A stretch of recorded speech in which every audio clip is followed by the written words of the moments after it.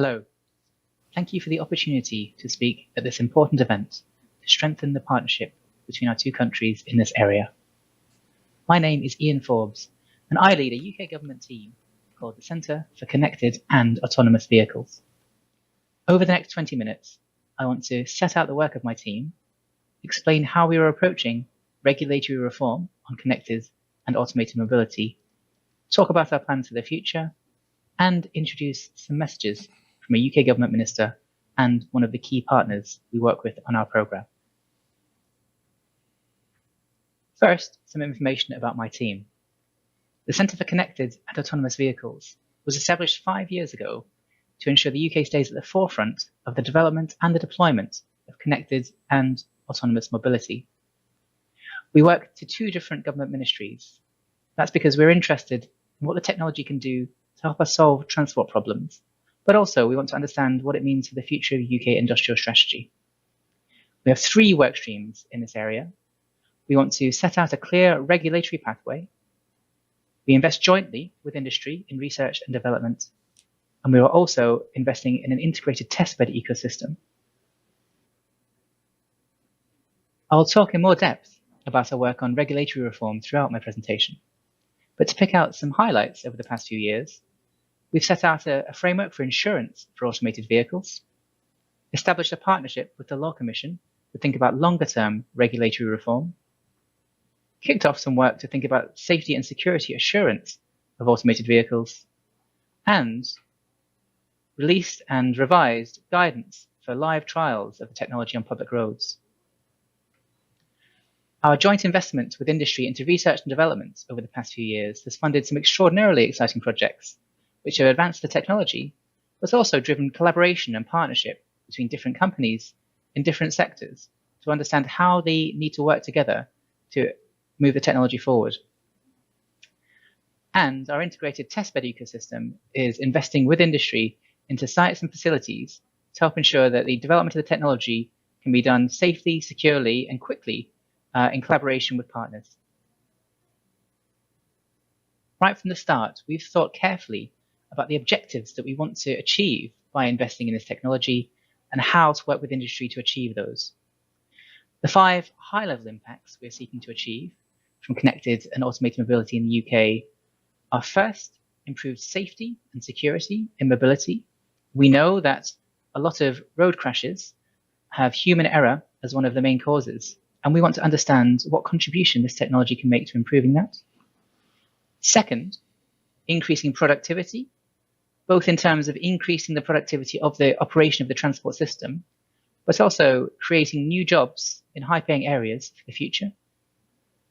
Third, improving access to transport to ensure that everyone is able to access the transport that they require in the future. Fourth, understanding how this technology can help us achieve the decarbonisation of the transport system and improvements to environmental performance of transport. And fifth, embedding the technology in a wider strategy around the future of transport to ensure that how it emerges is consistent with what we are doing around transport generally in this country. Our Transport Minister, Rachel Maclean, will now say a few words about her perspective on this agenda. Thank you for the opportunity to speak to you today. I'm always excited to be able to talk about the future of transport and all the changes in the coming decades that will profoundly reshape how we move people, goods and services, not just in the UK, but around the world. And I'm particularly delighted to do so here alongside representatives from the Republic of Korea, a country that, like the UK, has always been focused on the future and the benefits that new innovations and technologies can bring. Connected and automated mobility is a technology that generates so much excitement, and rightly so. It has the potential to make our streets safer and cleaner, reduce congestion on our roads, make transport more accessible for everyone, and create the well-paying jobs of the future in vehicle design, coding, modelling and simulation. But ultimately, it's just technology. It will only deliver on those benefits and improve the lives of citizens if we make sure that it's introduced onto our streets safely and securely, and with a holistic approach that adds value to the wider transport system. And its engagement between industry, academia and governments within nations and between nations, like today, that provides the opportunities to share ideas that will help achieve this goal. Events like this allow us to talk through issues and barriers, share lessons and knowledge, and explore new solutions. They help us to foster relationships between our countries, promoting closer ties and new trade opportunities. As CAM technology continues to pick up speed, I fully expect to see the UK companies operating in this space, selling their knowledge and products to markets across the world. But I also want companies around the world to look to the UK to test, to develop and to deploy CAM technology, taking advantage of our innovation-friendly approach to regulation, which Iain Forbes, head of the UK Centre for Connected and Autonomous Vehicles, will be discussing today. And I would like to thank the UK Ambassador to the Republic of Korea, Simon Smith, for hosting us, and to Seong-Soo Hong of Seoul National University and Robert Evans of Cenex for chairing today's conference. I hope you all have a productive and enjoyable day. Thank you.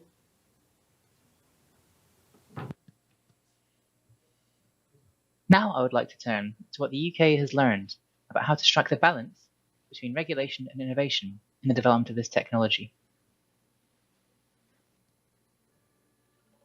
My team works with others across the UK government to help amend the UK regulatory framework in order to support the safe deployment of connected and automated mobility. And I'll take 4 areas in turn, describing work that's gone on to help us do that. A key piece of work in this regard is the work that the UK has done to establish a framework for trialling automated vehicles safely on public roads. Since 2015, if you wanted to trial these sorts of vehicles in the UK, you've had to pay mind to a code of practice which has been established to enable that sort of activity.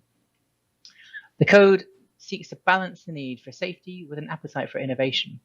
And the key points to note are that it's possible to trial automated vehicles on any road in the UK as long as you have appropriate insurance, a roadworthy vehicle, and there is someone able to take control if necessary if there's an issue with the vehicle. It's a guidance document rather than a law, which means that we can keep it up to date to keep pace with the technology. And in February last year, we revised it to take account of what we'd learned from trials to date on UK roads. We're also working, where possible, to take forward legislation to set out the framework for the future operation of this technology. A key milestone in this regard was the Automated and Electric Vehicles Act, which passed the UK Parliament in 2018. This legislation set out a framework for how insurance will operate in a world of automated vehicles, in particular setting out how innocent victims involved in crashes or where an automated vehicle was one of the parties could get quick and easy access to compensation.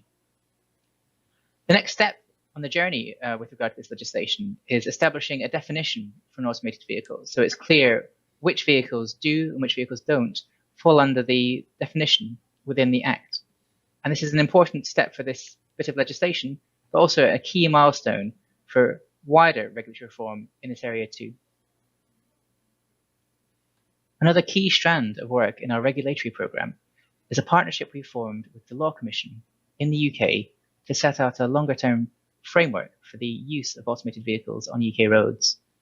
This is a large project taking place over a number of years to review the legal framework for automated vehicles and their use as part of public transport networks and on-demand passenger services.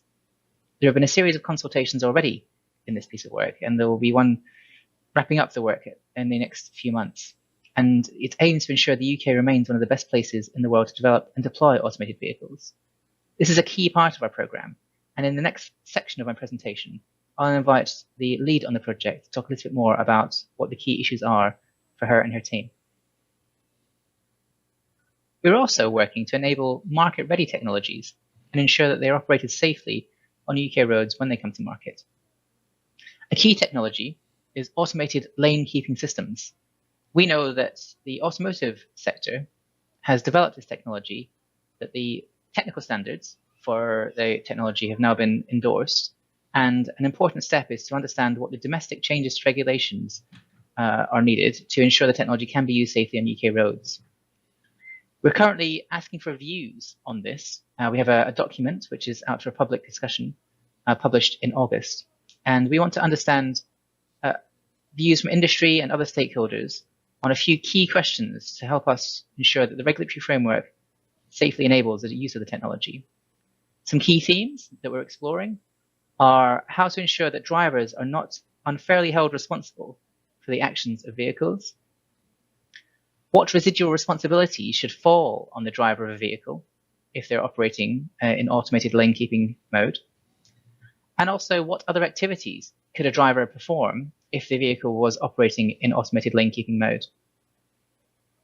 A final issue, which ministers in the UK are keen to explore, is whether we can go further than is currently set out in the technical standards to safely enable the use of the vehicles at higher speeds. And we're really keen to understand what views come back from stakeholders to help us move forward on that bit of work. I would now like to turn to the future and set out some work that will be occupying me, my team, and our partners over the next few years as we seek to progress the programme. I previously mentioned the work of the Law Commission. The project that they're taking forward will underpin a lot of the wider work we're doing on regulatory reform. So to talk about it in a little bit more depth, I would now like to play a message from Jessica Uguccioni, lead lawyer on the project. Hello everyone. My name is Jessica Guccioni. I'm the lead lawyer for the Automated Vehicles Review being undertaken by the Law Commissions here in the UK. Today I'm going to share some of the work my team is doing to support Iain and colleagues at CCAV in terms of bringing self-driving vehicles onto our roads beyond the trial stage to full deployment and the legal infrastructure that can help make that a reality. We see that as having three key strands. The first relates to developing a safety assurance scheme for the automated driving system.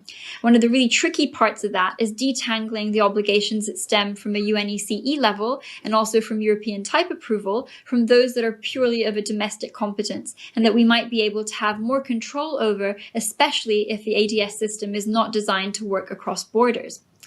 The second pillar of our work is looking at criminal and civil responsibility, and the third is looking at passenger services and how we might regulate services that might look a bit like a bus or perhaps like a ride-hailing service, and making sure that these integrate properly with existing modes of public transport.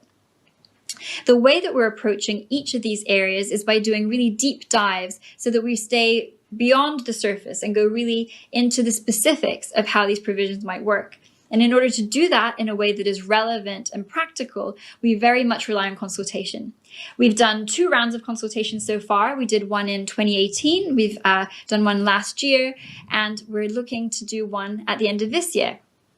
And in all these rounds, we really reach out to experts and road safety groups and academics, the full breadth of stakeholders that have experience and observations about the areas that we're looking at and can help us hone our proposals so that they are effective and actually serve the people that we're seeking to benefit.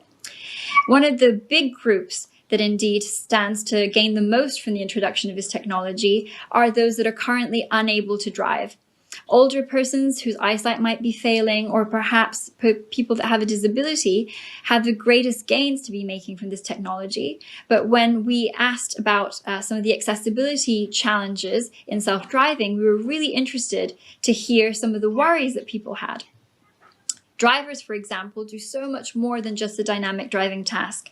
They help people get on and off vehicles. They help you during disruption. Maybe if there's a bit of a disagreement among passengers, you can rely on the figure of authority of the driver to help dispel that. Now, if that figure is no longer present and someone can no longer help you, maybe with your heavy bags or getting onto a vehicle, how can you access that journey? So a lot of the technical challenges which are focusing and the regulations that are focusing on perfecting the dynamic driving task are by no means solving the whole issue of self-driving. And that brings me to probably the biggest challenge that we're facing, which is to overcome this silo thinking. And that's what our project is seeking to do by the breadth of its coverage, as well as by its very deeply consultative method. Thank you so much for listening, and I hope you'll participate in our next consultation. I look forward to hearing more from the conference. Bye-bye. As Jessica mentioned, safety assurance is one of the keys to delivering connected and automated vehicles that people trust. We are working alongside the work of the Law Commission to establish a process to help us deliver that. We want to ensure that we can be confident that connected and automated vehicles on UK roads are safe and cyber resilient. That means we need to create a robust safety and security assurance process for connected and automated vehicles. And with that aim, we've established a project called CAVPASS to develop and implement the standards, testing, approval and monitoring processes necessary to achieve that vision. This program, CAVPASS, the Connected and Automated Vehicle Process for Assuring Safety and Security, will build on the established code of practice and the work that Jessica is leading in the Law Commission to deliver the standards necessary to safely enable the use of the technology on UK roads. We'll be working in partnership over the coming years with other agencies within the UK Department for Transport and other policy units within the Team 2 to establish that process. I would now like to take each of the key work streams in that programme in turn to describe how we see that all fitting together. The first work stream focuses on vehicle technical standards and regulation. This work seeks to develop the vehicle technical standards necessary to ensure the safe and secure deployment of connected and automated vehicles and their monitoring throughout their life. This isn't easy, as the technology is novel, and it involves software and other advanced technology, which steps beyond where vehicles currently are in terms of safety standards. The next work strand is seeking to develop the vehicle testing approval and in-service compliance processes. This takes the vehicle technical standards from the first work stream and embeds them in processes that can be applied by agencies and regulators to ensure that we can be confident that vehicles are safe and cyber secure. The next work stream focuses on safe use. This is looking at how to develop or adapt rules on safe use of vehicles on UK roads. Currently in the UK, we have a highway code which sets out the rules of the road for human drivers. We want to understand how that process can be adapted for machines when they are taking over the driving task to ensure the safe use, licensing and insurance of vehicles on our roads. Next, we have a work stream on process delivery and oversight. This is seeking to understand how our processes that we develop can be pulled together and embedded in the work of the regulators who look after vehicle safety on UK roads. Next, we have a work stream on advanced trials. This is building on our code of practice to establish a way in which organisers of trials who want to go further than is currently possible on UK roads can approach government to have a conversation about how to establish a process for enabling novel pilots or kind of limited systems to operate to inform the work of the organisations who are trialling, but also the work of the regulatory programme we oversee for the future deployment of the vehicles. Then finally, we have a work stream on the enablers. We're keen to understand what skills and facilities are necessary to establish these processes, what already exists in the UK, and what new facilities will need to be developed as we prepare ourselves for the advent of a radically new technology on our roads. That's the key aspects of the work we're taking forward over the next few years. In terms of immediate milestones, this slide sets out some key next steps. So in autumn of this year, the final consultation from the Law Commission will issue, setting out their recommendations for the processes that they see as necessary in regulation to establish the framework. Also in autumn, we will move forward in a consultation on automated lane keeping systems based on the work we've done over the summer and autumn to gather views on how to enable that technology to be used safely on UK roads. In spring next year, we anticipate automated lane keeping systems being enabled on UK roads under a framework that we have set out, and some of the CAVPASS components I mentioned in my previous slide will start to come on stream. Then in autumn of next year, the Law Commission will issue their final recommendations, setting out the changes they see as necessary in regulation to enable the safe use of the technology. Thank you for listening to my presentation.